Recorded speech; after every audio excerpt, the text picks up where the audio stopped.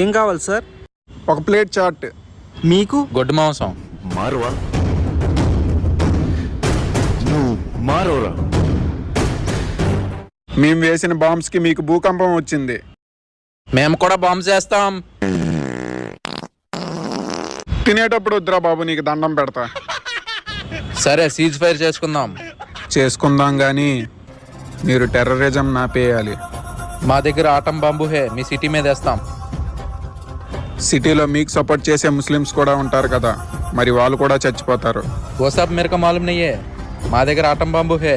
Cease fire ఆపాలంటే ఇండియాలో మీరు terror attacks ఆపాలి. మేరా పాస్ ఆటం బాంబులు ఉన్నాయి.